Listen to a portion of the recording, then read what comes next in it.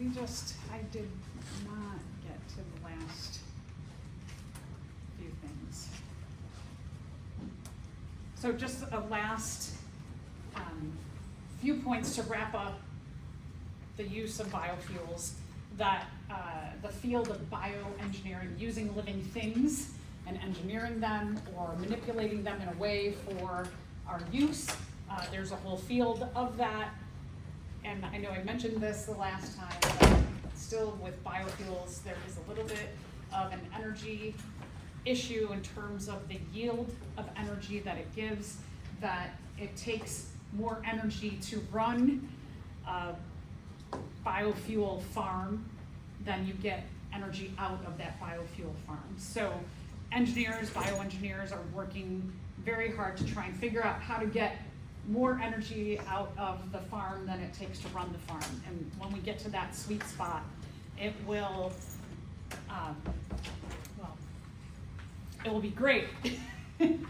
Will it change our reliance on non-renewable energy to this renewable energy source? Well, that gets into politics and things like that. But remember that these, when we're talking about biofuels, are renewable energy sources because we can renew them, we can keep growing them, and we don't have to keep taking from our limited stores of fossil fuels. So just a few last mentions of that. Okay. All right, so let's get into the equation for photosynthesis. Photosynthesis, the overall equation of this metabolic pathway is 6 carbon dioxides, 6 waters, plus energy from the sun.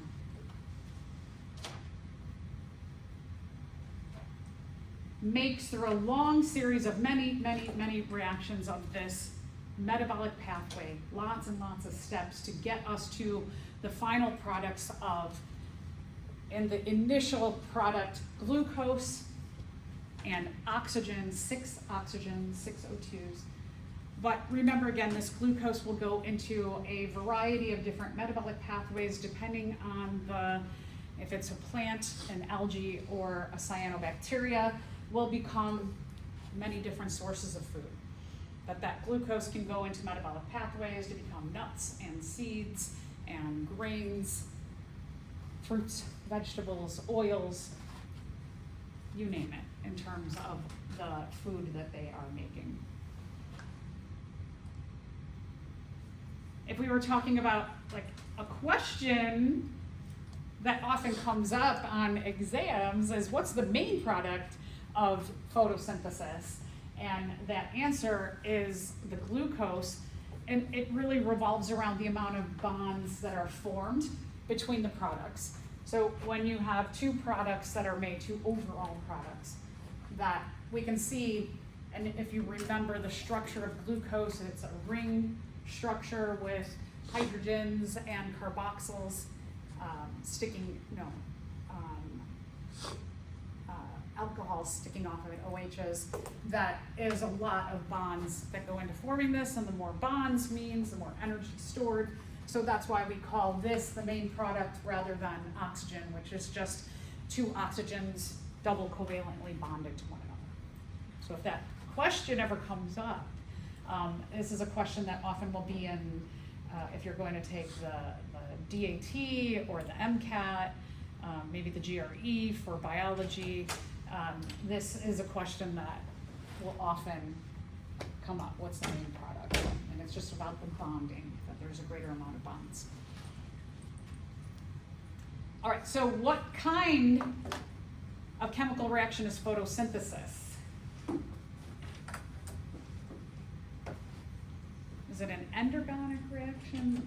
Oh, I'll narrow it down at least for you. Is it endergonic or is it exergonic? Does energy enter? Do you need energy to enter this equation to get it started? Yeah. Or do you have a big source of energy that exits to fuel something else? Let's think about, again, what is the equation? Where do you have the energy? Is it on the front end or the back end? Where does it say energy, right? Okay, so photosynthesis is an endergonic reaction because that sunlight energy is necessary as an input of energy to get this whole thing started.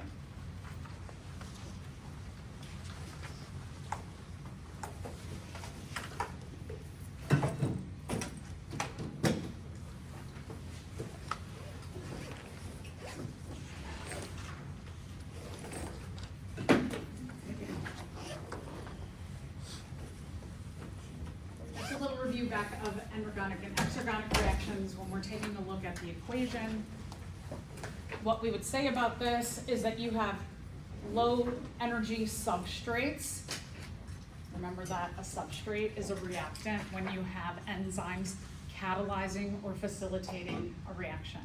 So we have our low energy substrates, and we call them low energy because there's not a lot of bonds that are formed between carbon dioxide, the carbon, the oxygen. There's not a lot of bonds there, and the hydrogens, the two hydrogens and the oxygen, in comparison to there's a lot more energy stored, a lot more bonds in the glucose, and then that oxygen we said is not very high energy either.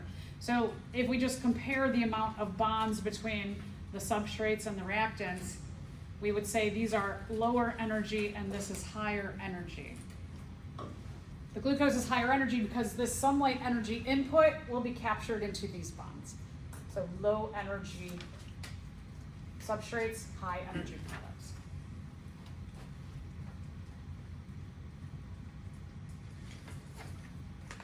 Again, photosynthesis is a metabolic pathway. We don't just take some sunlight, carbon dioxide, and water, and one reaction makes glucose and oxygen come out. There's a lot of smaller reactions that happen along the way. If you remember cellular respiration, there was a lot of steps to get us to the final products. This is going to be very similar in nature. We call it a metabolic pathway because enzymes catalyze or facilitate these reactions.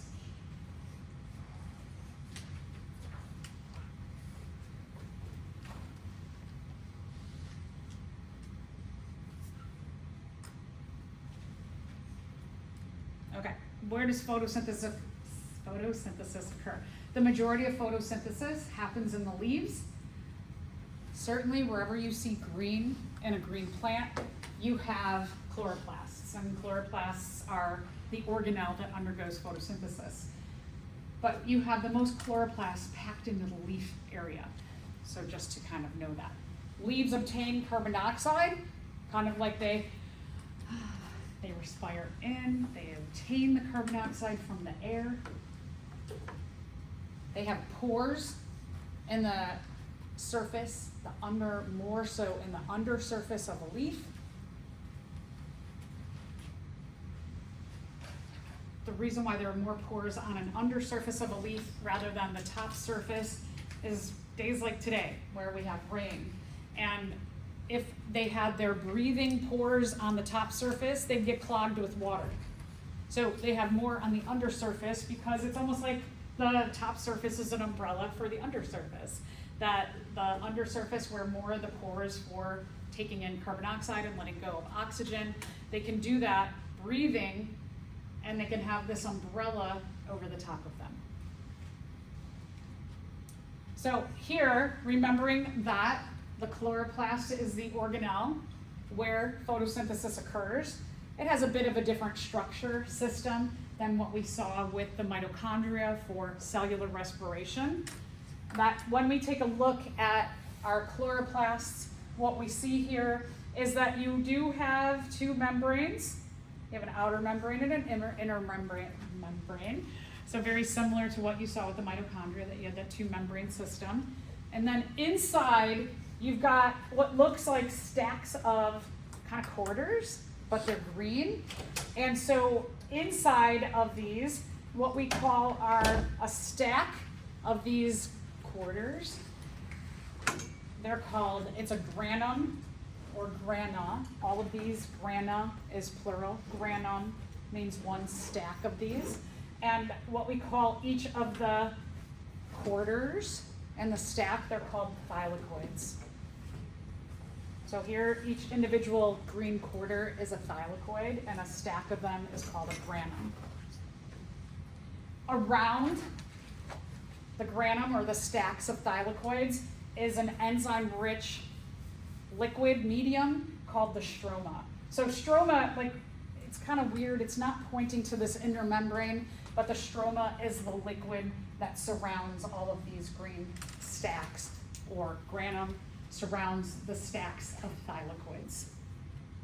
So now we take interest in this chloroplast here. What we see is that if you go into the leaf itself, you can see all these this little tiny dot here.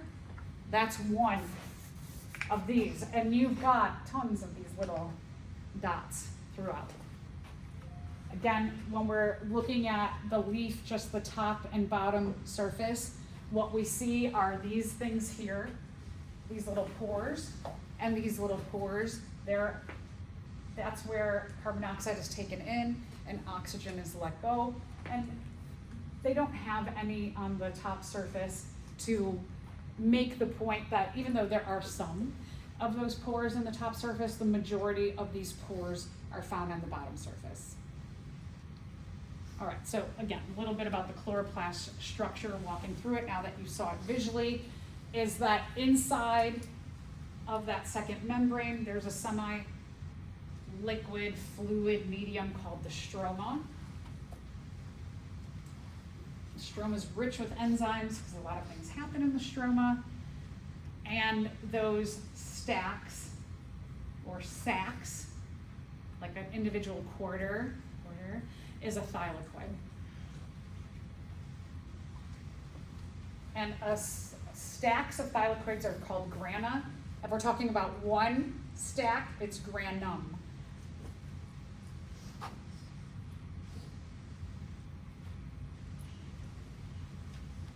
So an individual stack is granum.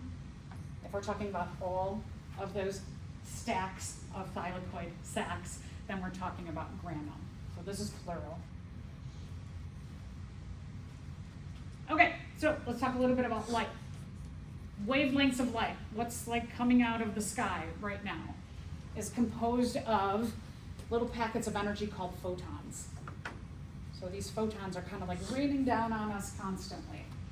Even on a cloudy day, some of those photons are making their way through the clouds and reaching the earth to give us a bit of brightness. When we talk about the photons and the energy that they contain,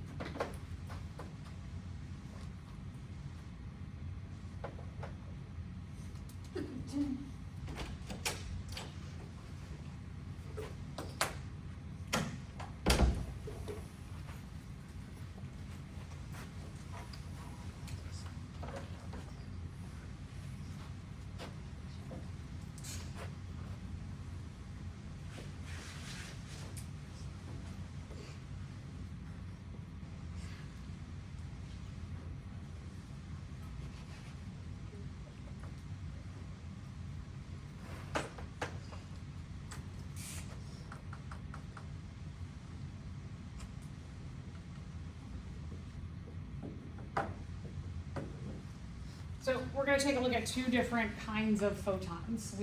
And then you've got, between the short wavelength photons and the long wavelength photons, you've got a bunch that are in between. So short wavelength photons, if we're looking at just one particular area, what happens with these short wavelength photons is they go, and they cover a lot of distance because they just go up and down, up and down, up and down. And so just gives you the idea that there's a lot of energy happening, right? They're moving very, very quickly. A long wavelength does this in the same area. Now it goes kind of like, it doesn't cover as much area, and even though it looks bigger, if we took the area traveled by this long wavelength photon and we stretched it out like a string, this might come out to like this much, right? So between here and here, maybe it comes out to about this much in that area if we made it into a string. But this, if we stretch this out, it'd probably go from like here all the way to here. That it would travel a much further distance in the same area of space because it's going, okay? just to point what I mean by this energetic short wavelengths and long wavelengths of light.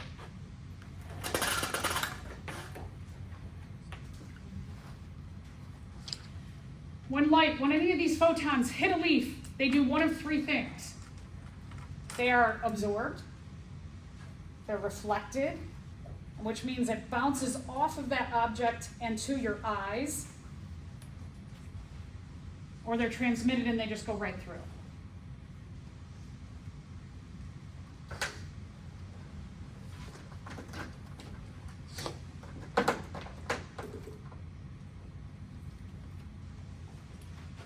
So when we see colors of things, it is the photons that are hit and bounce off that we see in our eyes.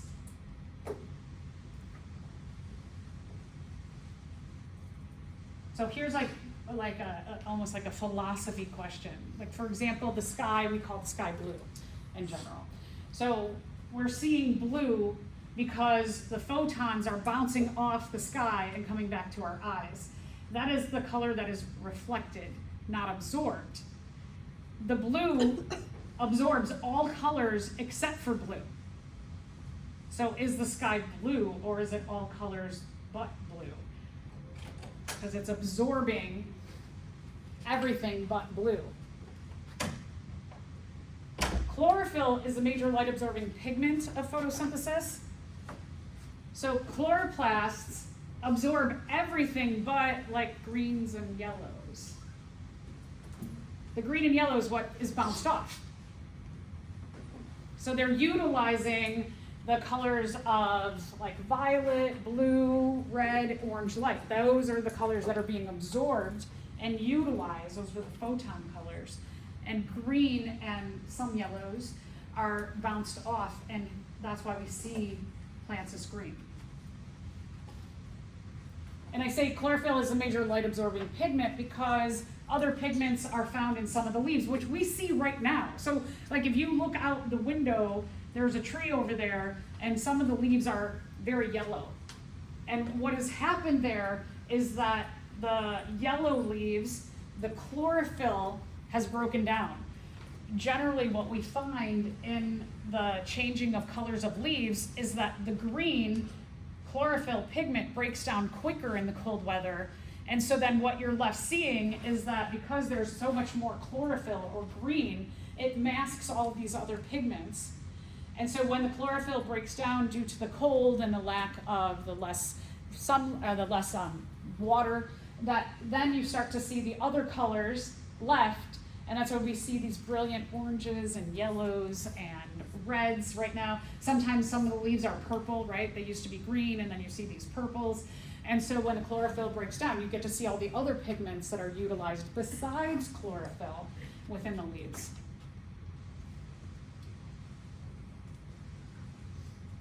We do see, again, green leaves as green and, again, a little bit of yellow mixed in there, because those are the colors that are reflected off, not absorbed.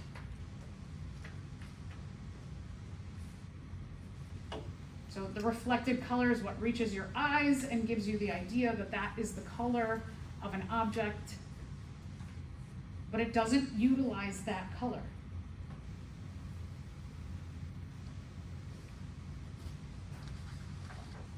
So green leaves do not utilize green and yellow so much.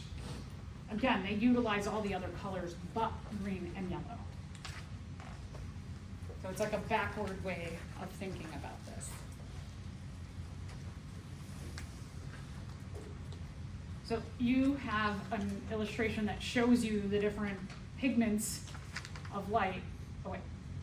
And then just to mention again, there's accessory, we call them accessory pigments, like extra pigments. Those accessories to green, yellow, those are all the other colors of light. So the ones that we're seeing now, as the green starts to break down, the other pigment colors that there are less of, we see those oranges and purples and reds and yellows now. So those are accessories to chlorophyll, but chlorophyll is the main one. The accessory pigments, the first one I want to mention that is very common is carotenoids. The word carrot is in there. most of the carrots we're familiar with are orange. So they are going to reflect, carotenoids reflect the orange colors. So we have orange, and then if you get a combination of like yellow and red, makes kind of an orangey. So they reflect yellow, orange, and red, and they absorb purple, blue, and green. So carotenoid, yeah. Carotenoids, yeah. IODS, carotenoid.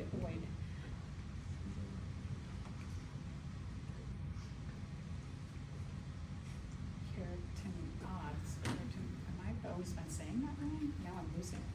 I'm like, I'm just double checking. I don't no, know. yeah.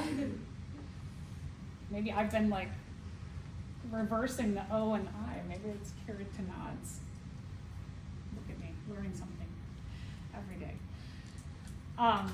So like if you're growing carrots, let's say you love carrots and this winter you want to grow carrots in your house, and you're going to put certain wavelength light bulbs on your carrots that you're growing. Would you want to get light bulbs that emit yellow, orange, and red light? No, right? You want what's going to be absorbed. What's going to be absorbed is going to be utilized by that carrot plant, and that's the thing that's really going to help it to grow, because it has pigments that absorb purple, blue, and green. So the colors that are absorbed would be, if you're growing plants, those would be the colors of light, different colored light bulbs that you would want to have. So for anything that's a carotenoid, like carrots for example, you want to absorb purple, blue, and green. You want them to emit those colors of light. And then there's phycocyanins. Cyan is like a purpley color, purpley blue. So phycocyanins, they reflect the blues and the purples, but what you'd want to give that plant is you'd want to give it green and yellow, also some red and orange light as well. So good tip if you like to grow plants in your house. You can get specialized light bulbs depending on what you're growing. Okay, so there's a lot going on in this picture. Here's the main thing to remember. If for some reason this picture shows up on an exam, I'm not saying it will, but if it does, you want to look at where the peaks, meaning where it's high on the graph. So here, these areas, this is what that particular pigment is absorbing, is where you see the high parts of the graph. The valleys where it's low, that's the color that that particular kind of pigment reflects, the color that you're seeing with your eyes. So if we take a look at chlorophyll B, for example, chlorophyll B is this blue line here, that where it's high, so where it's high, let's see the corresponding color down. It's high here, and it absorbs the bluish color. So like you all, because you have it in black and white, it might be good to write down that this rainbow here is the violet, blue, green, yellow, orange, red. If you want to write that down below that kind of grayish bar here, that might be helpful in your studying. Or if you want to take a picture of this as well.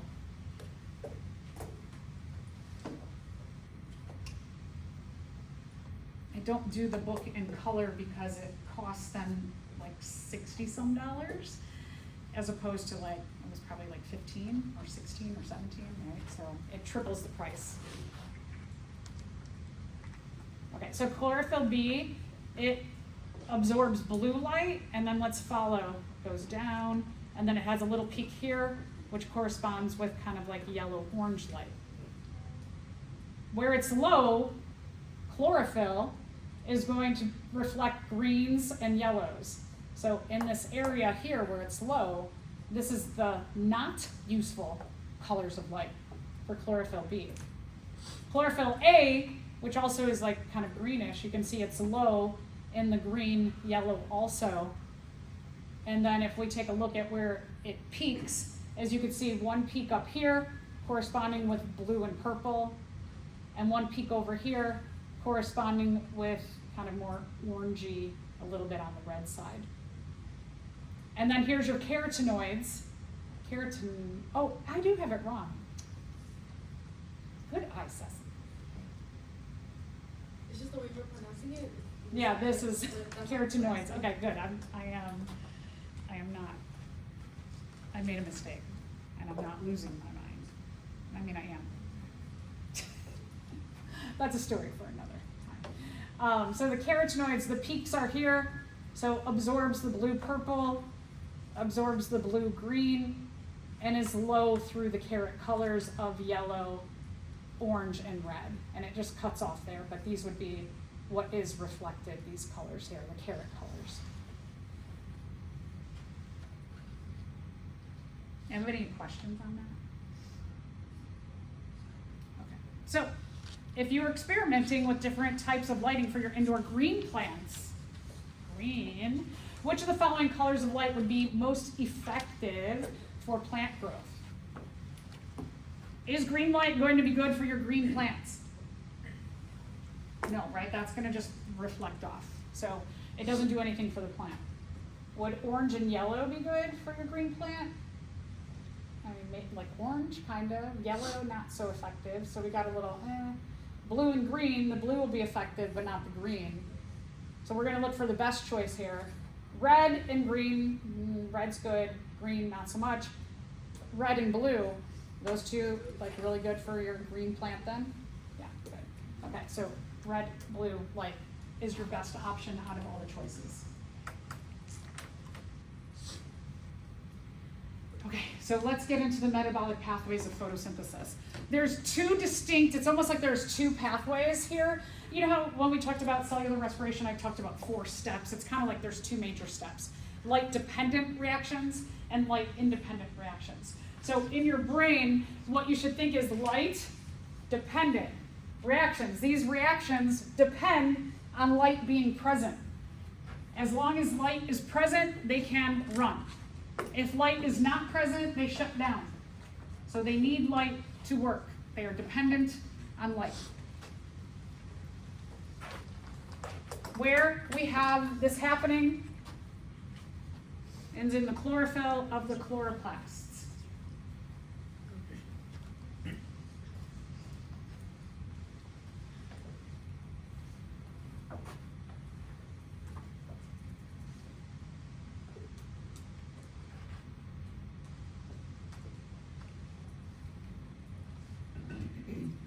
The light-dependent reactions occur in the thylakoid, remember those green quarters, the sacs, in their membranes.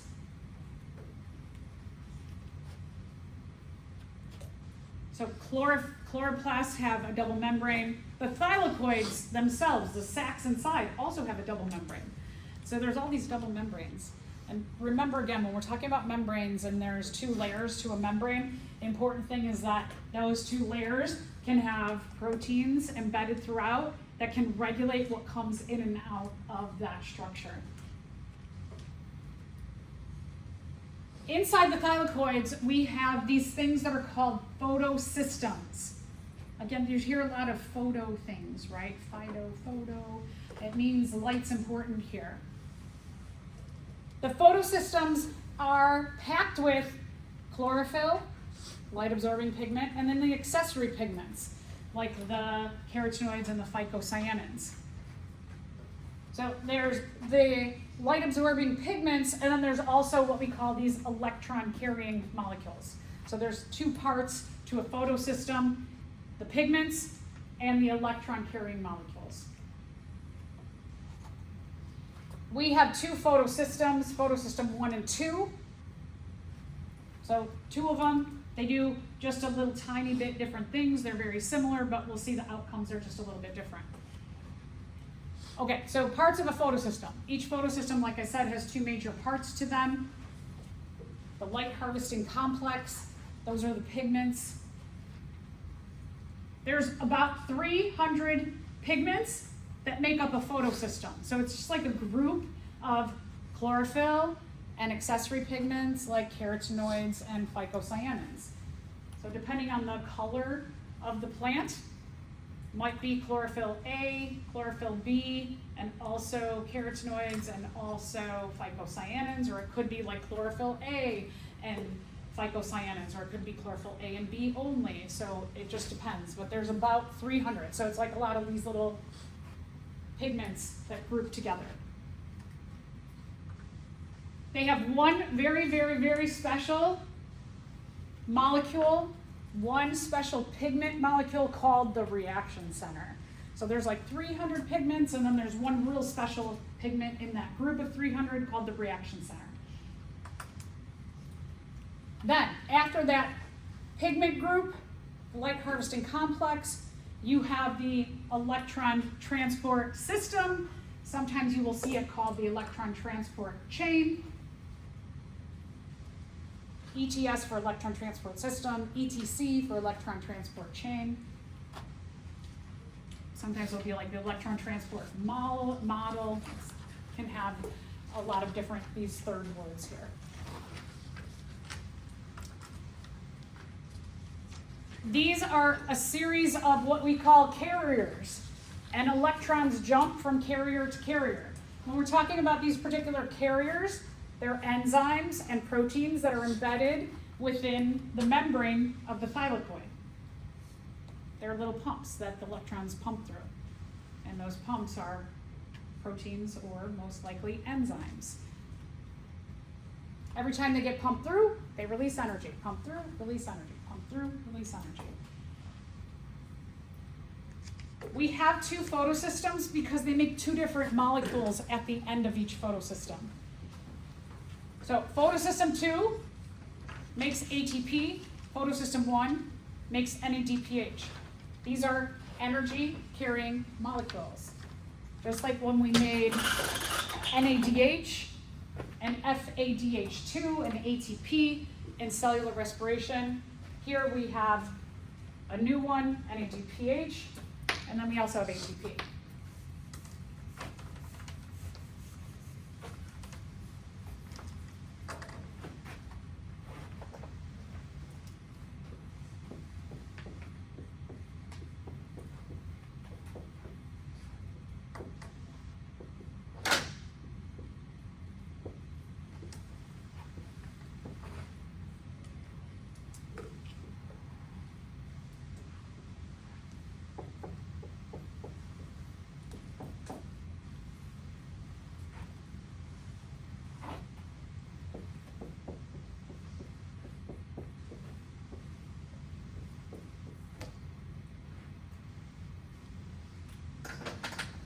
Okay, so back to ATP.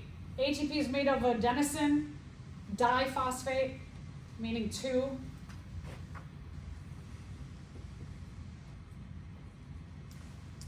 You have 2 phosphates. You have an adenosine compound, and then you have 2 phosphates. And then in our equation, we have another phosphate.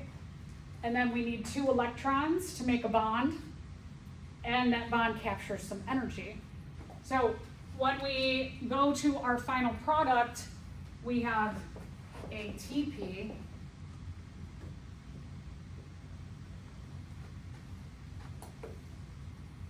ATP is adenosine triphosphate, because you have 1, 2, 3 phosphates now. And remember this bond.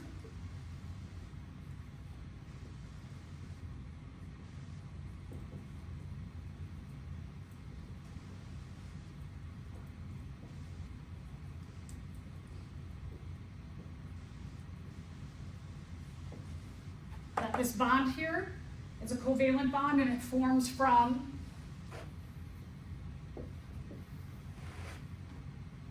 our 2 electrons and our energy. Gets stored as potential energy in bonding this last phosphate onto our adenosine diphosphate to make adenosine triphosphate. Okay, so that's our first energy carrying molecule. Now let's talk about NADPH.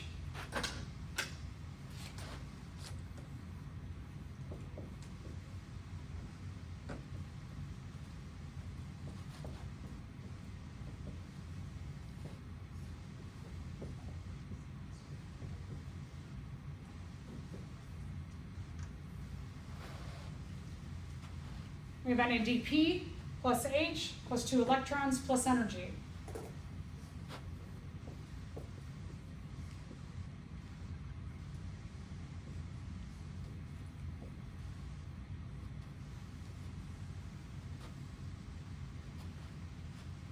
Our NADP plus our H get a covalent bond between them from our 2 electrons and our energy there.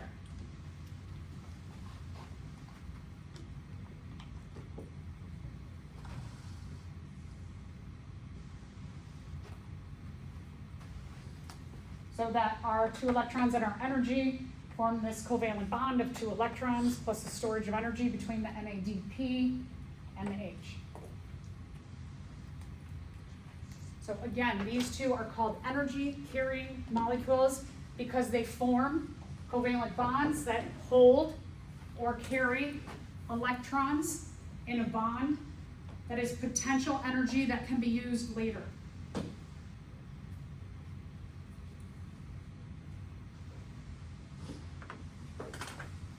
This is very similar, again, to what we saw in cellular, aerobic cellular respiration, that we formed FADH2, NADH, and ATP.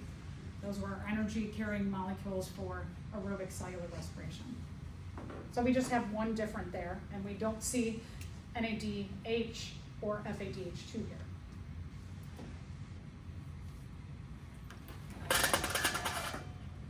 You don't need to know the nicotinamide adenine dinucleotide phosphate. Just know NADH is fine.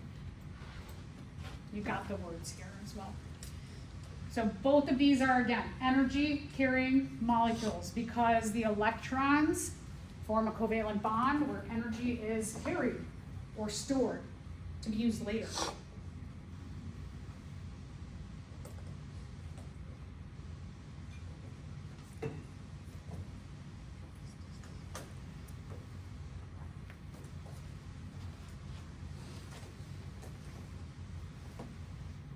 What do you suppose, in terms of photosynthesis, that if we make a whole bunch of these NADPH and ATPs during the light-dependent reactions, what do you think will capture that energy to make as the main product of photosynthesis?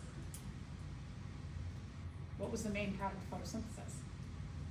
Glucose. Glucose, right? So we're making these energy-carrying molecules, NADPH and ATP, in the light-dependent reactions so that they can break open to fuel the making of glucose at the end.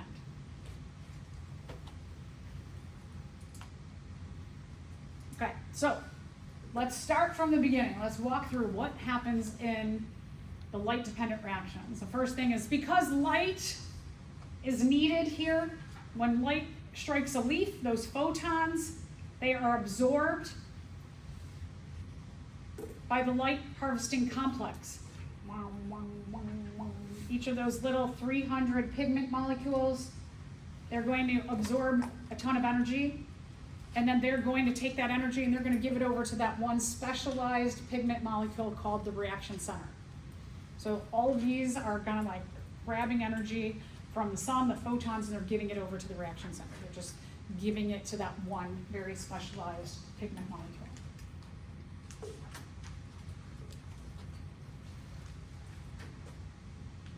That energy, the reaction center has gotten now from all of its partners in the light harvesting complex.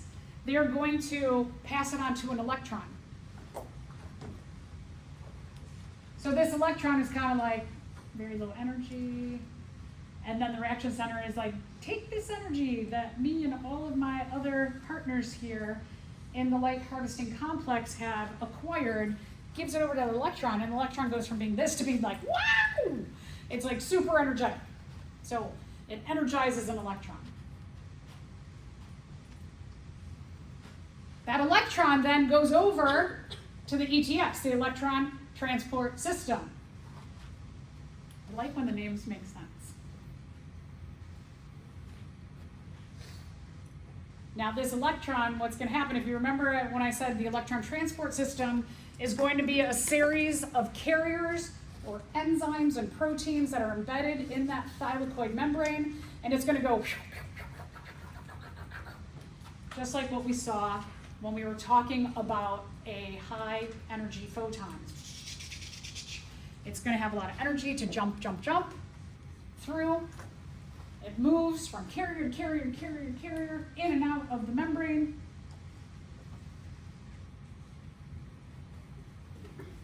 Again, the carriers, we're talking about enzymes and proteins that are going to pump, help to move that electron through the thylakoid membrane.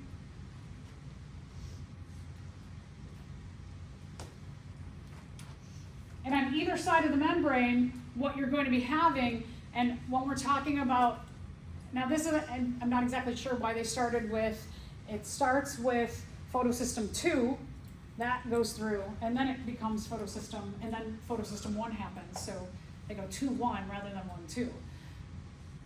And what's going to be happening with the photosystems, that every time one of those electrons releases energy, you have an exergonic reaction, it's giving off energy, and you have an endergonic reaction, and depending on photosystem 2 or 1, the energy gets passed to the making of our energy carrying molecules. So in photosystem 2, every time they jump through, you've got an ADP and a P waiting there to take the electron and the energy and make ATP.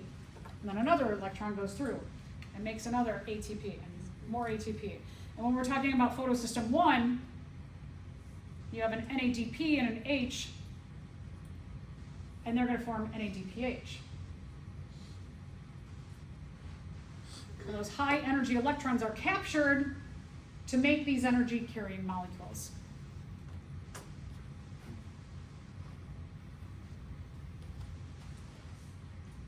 So we start with light energy. But where are the electrons coming from? We have to figure out, where are those electrons coming from? The electrons come from water. Water gets split open. Water breaks bonds so that it can release some energy and electrons, so that you have electrons that can hang out by the light harvesting complexes to get energized and then go through the electron transport system to make ATP and NADPH. ATP in the photosystem 1, ATP in photosystem 2, and NADPH in photosystem 1. So water, splitting of water. Let's take a look at what happens when we split up the water.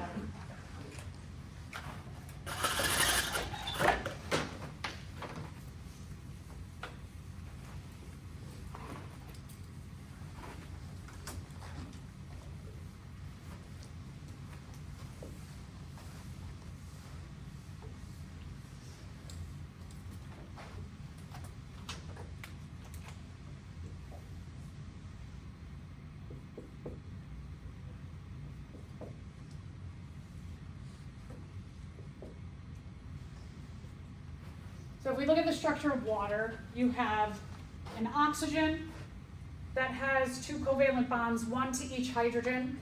What we mean by a covalent bond, again, is that you have a pair of electrons. So water, when it breaks up, what happens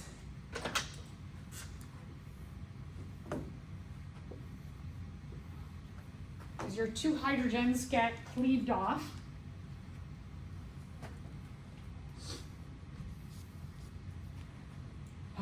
Why does it say 1/2/2? If we're talking about a single water, it has 1 oxygen. Molecular oxygen travels in our atmosphere as O2. That because oxygen has 6 electrons in its outer shell, it will immediately, as this happens, 1 water gets split and 1 oxygen goes out in the atmosphere, and then another water gets split, another oxygen goes in the atmosphere.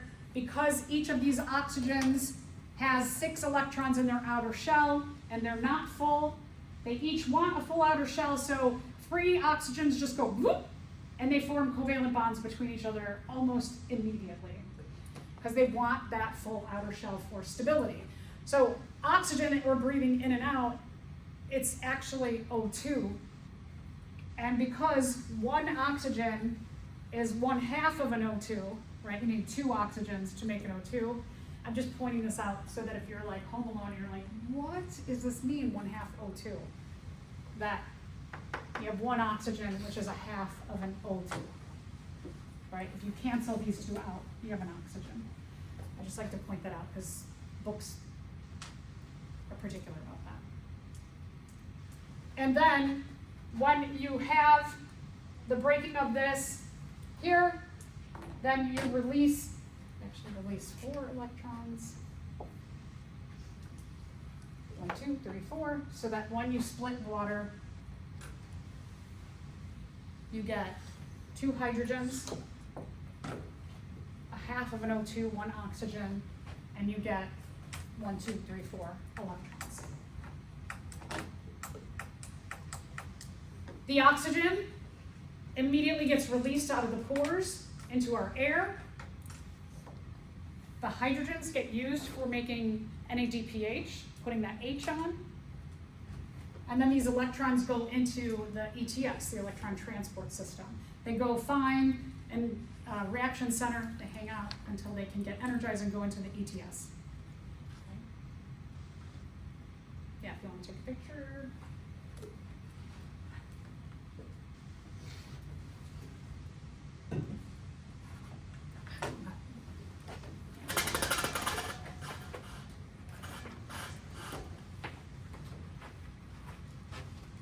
So oxygen, it's released into the air. It's kind of like it's respired.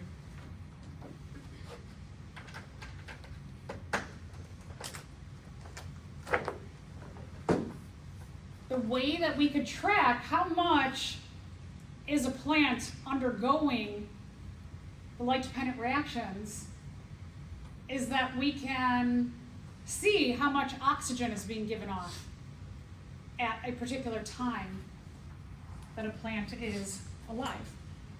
So today in lab,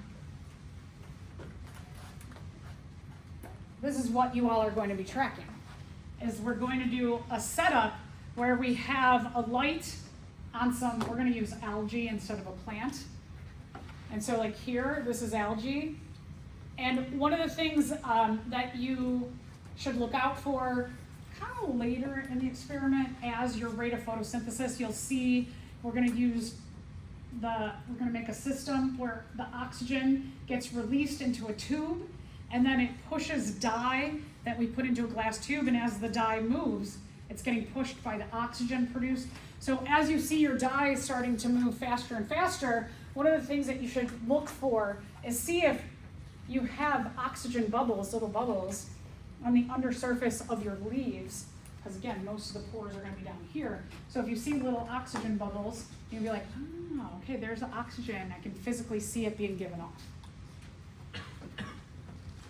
So again, this is happening in the stacks of thylakoids, and especially this is happening in the membrane here, like in this part.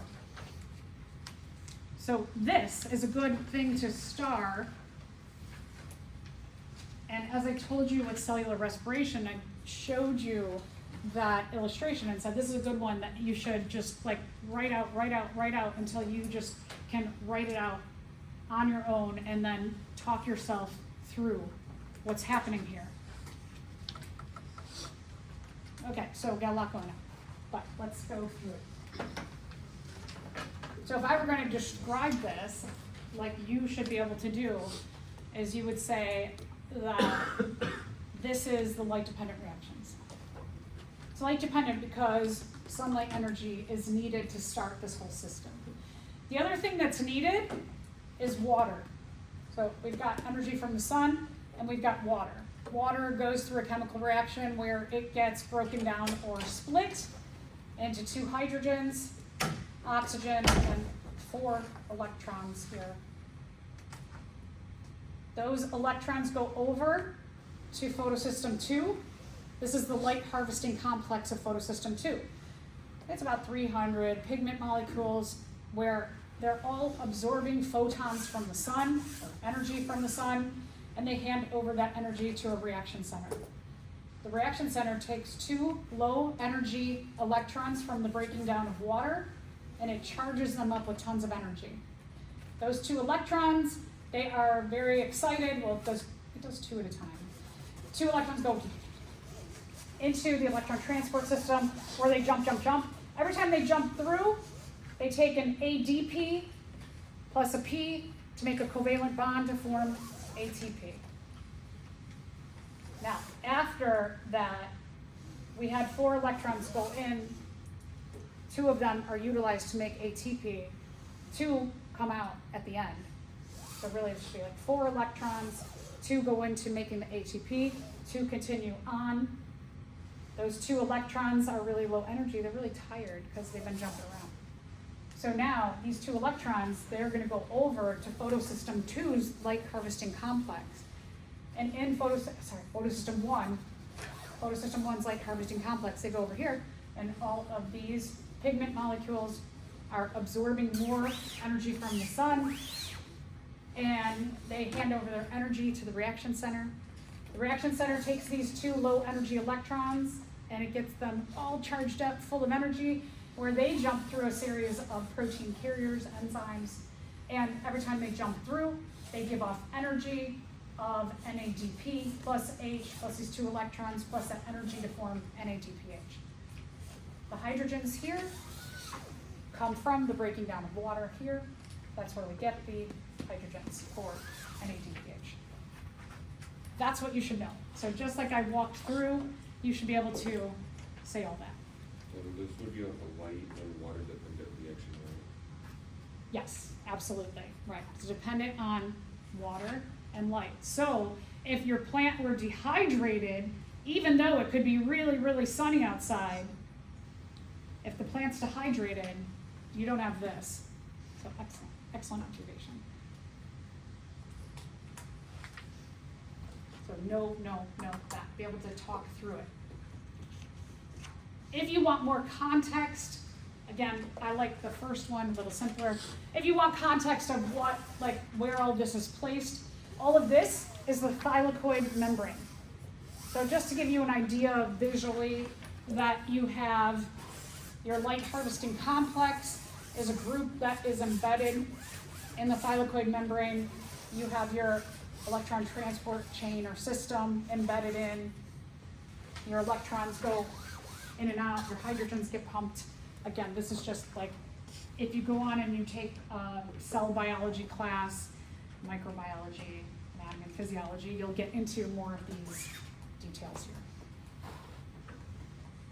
All right, which statement is true regarding the light-dependent reactions? They rely on energy provided by glucose synthesis. We didn't talk about any kind of glucose synthesis. Oxygen is required. No, oxygen is made. Without water, the system would shut down. Yep. ATP and NADPH are needed.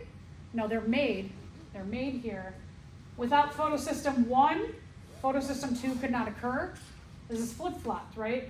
Photosystem 2 has to happen so that the electrons that are left can fuel photosystem 1. So C is your correct answer.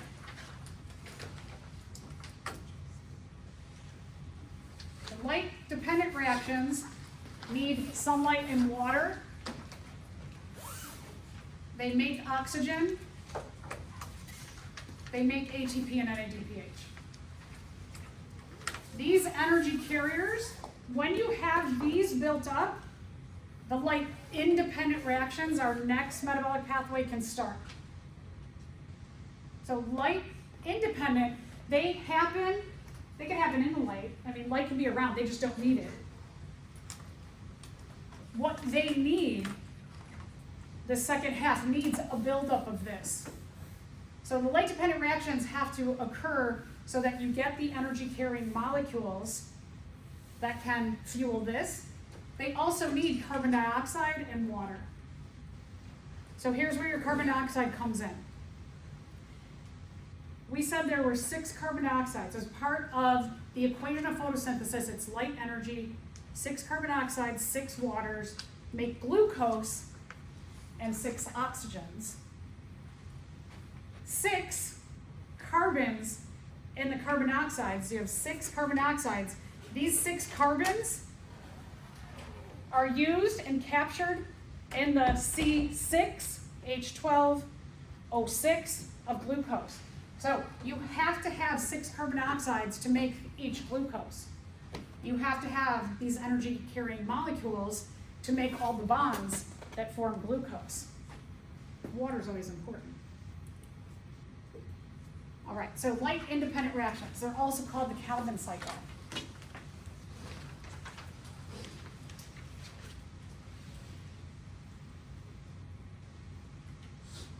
They occur in the stroma, so that semi-fluid medium that surrounds the thylakoids. It's outside of the green quarters, the thylakoids.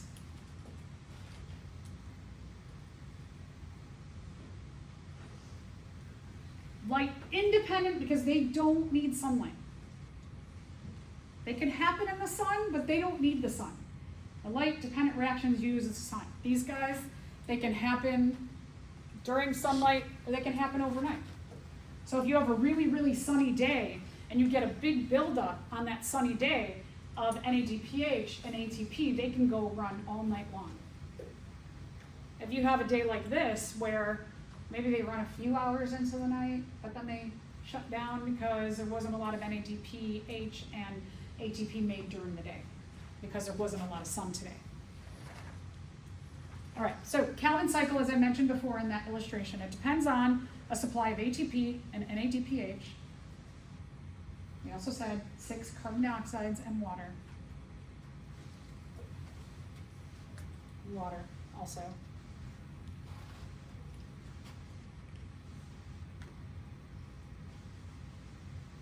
And also the carbon dioxides.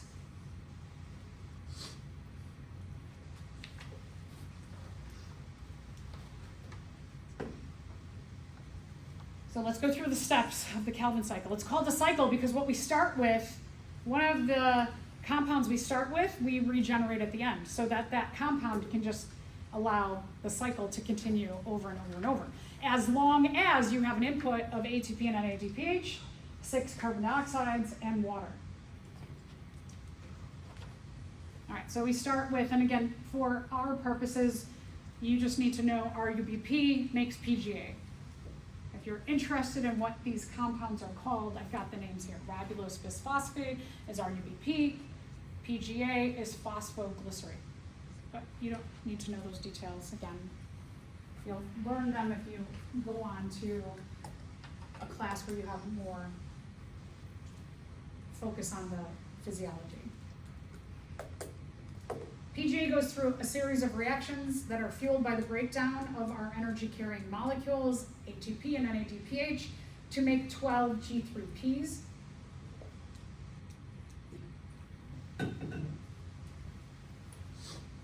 G3P is fine.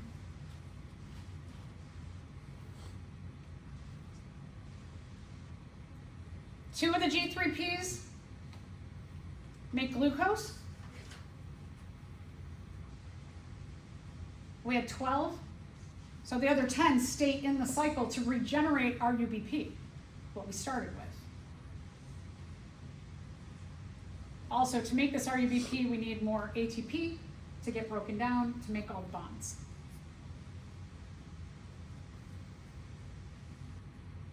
So that's the narrative that you need to know, and then at the top of the next page, that is essentially what you need to draw and walk through.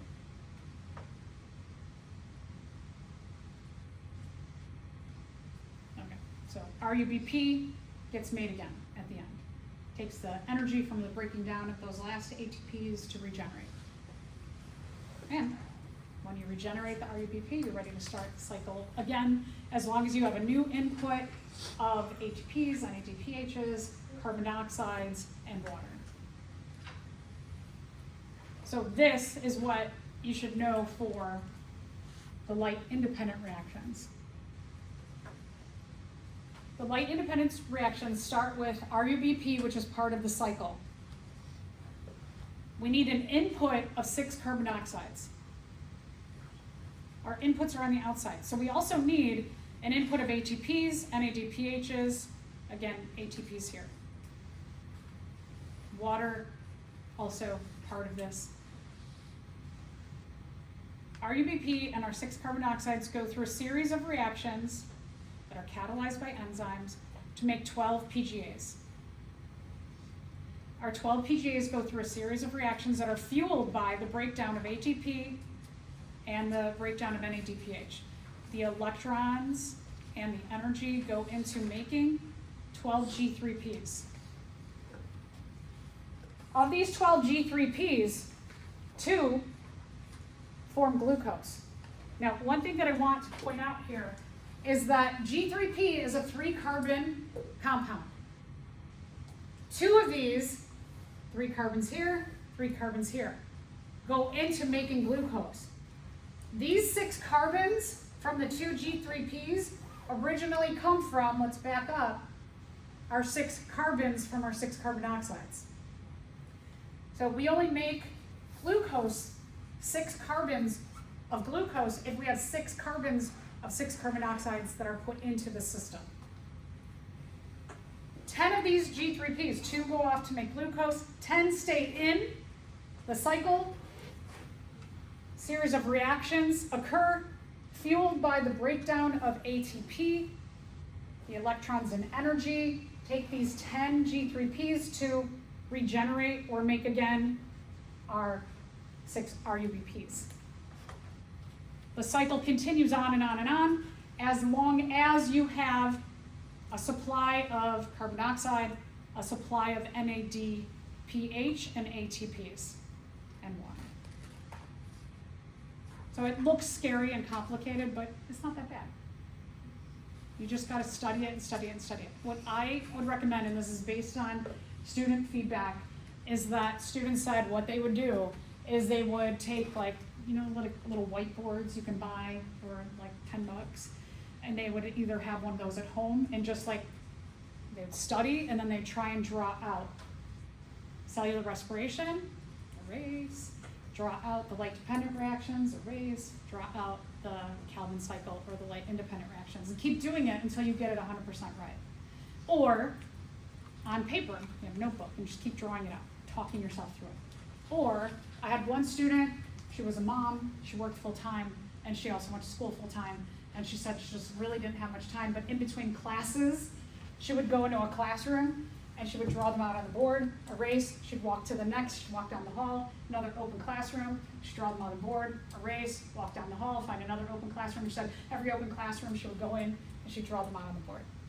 So whatever works for you, but that repetition is really going to be important.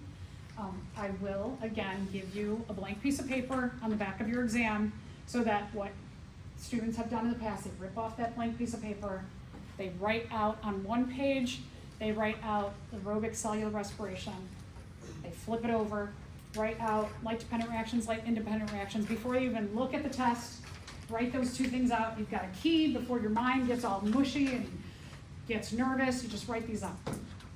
It helps so much. And one, you've got a key. You got a key to the exam, for a lot of the exam. You also have confidence, because you're like, okay, I did a brain dump of this thing that I know so well. It's here. I've got it to support me through this exam. So it will boost your confidence so much. So I encourage you to do this. Not just me saying this, but students in the past are like, yeah, I did what you said, and oh my gosh. They lessened their anxiety. They had that key. They did great on the exam. Remember also there's 2 other chapters that you need to study for this exam as well. All right, which of the following occurs during the light-independent reactions of photosynthesis? Water is converted to hydrogen and oxygen. Isn't this the light-dependent reactions?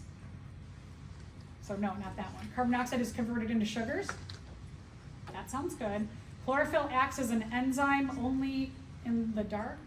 That's just a lot of words, right? Word salad. Nothing occurs, the planet rests in the dark. Not necessarily, no. None of the above, no. So, correct answer, carbon dioxide is converted into sugars. See how this could be very confusing if you did not study this very well and you're like, she said a lot of things.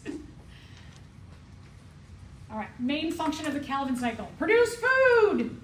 Yum, yum, yum, yum, yum, yum, yum. The Calvin cycle is yummy. It produces our food.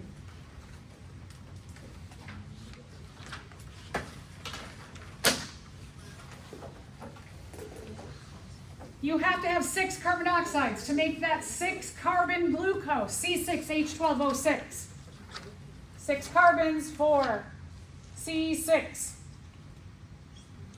6 carbon oxides, C6. The carbon in glucose comes from carbon dioxide. Another thing, you have a question, where do the carbons in glucose come from? You might be like, oh shoot. 6 carbon oxides make our 6 carbon glucose.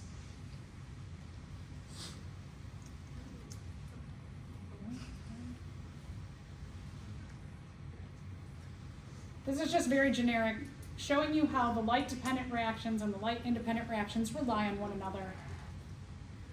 Our inputs are energy from the sun right away. The oxygen is given off from the breakdown of water. In the light-dependent reactions, we build up energy-carrying molecules, ATP and NADPH. These are important to fuel the light-independent reactions. 6 carbon oxides are important, always water. Without a fueling or supply of these after the light-independent reactions, the light-independent reactions can't work. What comes out of the light-independent reactions are glucose. We broke down ATP into ADP, we broke down NADPH into NADP. We need these broken down so they can refuel the making of them in more light-dependent reactions. Water. All right, what is the role of water in photosynthesis?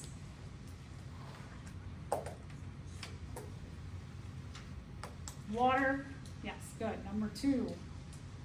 Water immediately gets broken down to provide electrons into the photosystems, into the electron transport chain. Very good. So, number 2, correct. Oh, look at that. All right, what affects photosynthesis? So, let's think about things that might affect photosynthesis going like quick or slow or in between. So let's just think, like, if everything else is perfect and we add extra carbon dioxide, that will increase our rate of photosynthesis. So you got a lot of carbon dioxide around. If everything else is present, it's going to increase your rate of photosynthesis. If we increase our oxygen, and granted this, like, we could push this question further and further and further back, but just like as isolated photosynthesis, if we increase oxygen, it's not really going to have an effect. We need that for cellular respiration. Increased sunlight increases the rate of photosynthesis, right? We said on a sunny day, we're going to get a lot more photosynthesis than a cloudy day like today.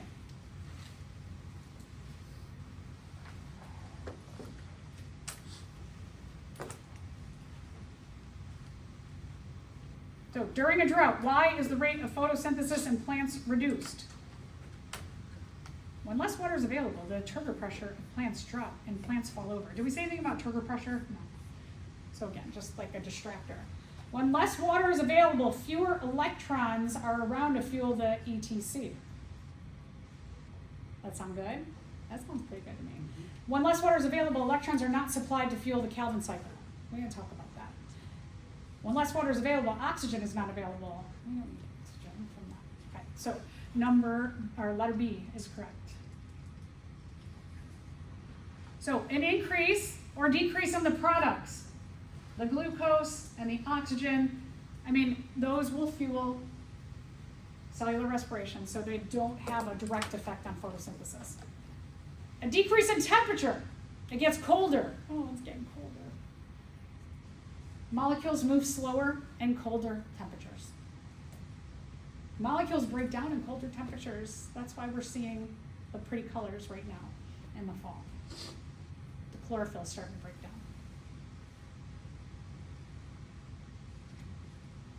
Increase in temperature, little increase in temperature speeds things up, but if it got really, really, really high, it's going to denature the enzymes. So, like if there's a window of increase in temperature, but too high of temperature is going to be bad as well. So too high of temperature, you get beyond that sweet spot, that window where it might accelerate photosynthesis. If you get too high, the proteins or enzymes that catalyze or facilitate the process of photosynthesis will denature and everything will start to shut down. All right, all of the following compounds are required, meaning they are necessary constituents for chemical reactions at some state of photosynthesis of a green plant, except for what? Which one does the plant not directly need? Oxygen. Yeah, good. Oxygen is correct. So D is correct.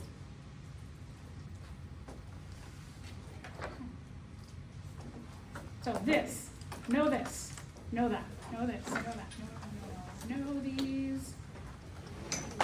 Okay, all right. So, oh, a couple minutes ago. All right. So we are going to lab.